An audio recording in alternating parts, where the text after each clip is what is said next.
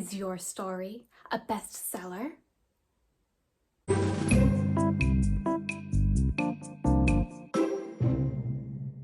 Welcome everybody to another episode of Latte Words, where we sip some coffee and talk about words. So my little 7-month-old boy is going through a sleep regression. I never knew what a sleep regression was before having a baby, but I can tell you that it's extremely exhausting, which is why today I am going to be recycling one of my 2-year-old blog posts. You can check out a link to it in the description below.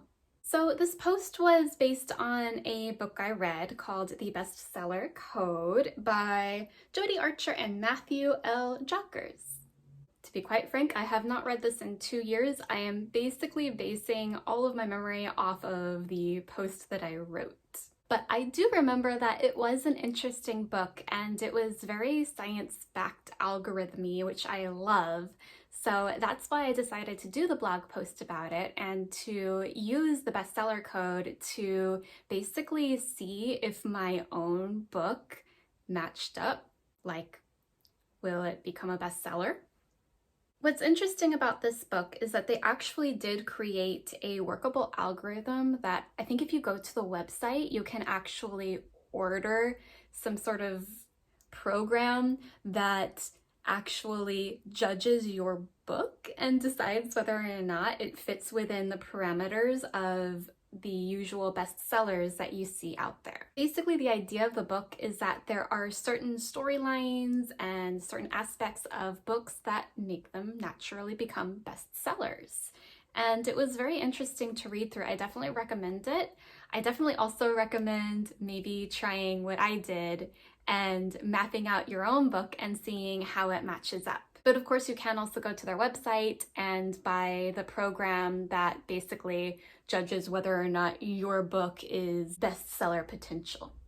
But I'm cheap and broke, and I decided to do it on my own. So I took some components of what I learned in the bestseller code and a few other blogs and things like that. I don't really remember exactly where I got all of this. So what I did was I went through every single scene of my completed draft and I tagged the scene with the type of emotion that the character is feeling, whether there is physical action moving the plot forward, emotional action, or no action, which of course, if there's no action, just throw the scene out. So this part was definitely based on the bestseller code. What I did was I wanted to map my protagonists' emotional highs and lows, because that seemed to be a key aspect determining whether or not a book was a bestseller.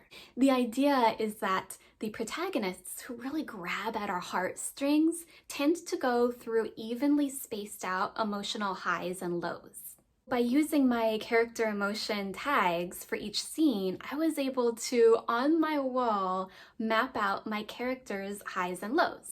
I know at this point you're thinking, Sarah, this is so not scientific, and I agree, it's very much not. Another thing I should point out about the picture of my graph is you can see it's starting to go slowly downward on the wall. That's because I'm short, and my arms got very, very tired by the end. But I still like to think that my protagonists had some great examples of some emotional highs and lows. What do you think? Would you also try mapping out your scenes on the wall like I did, or tagging scenes with character emotions? You probably have already done this yourself. If so, please let me know in the comments how you do it, because I definitely want to try different methods for different books. And it's just so interesting to see how everybody goes about editing and finding ways to really grab the reader. And now it's time to go put my exhausted little boy back to sleep. So I'll leave you here, and thank you so much for watching. Please make sure to subscribe below and like to get more of this content. Bye!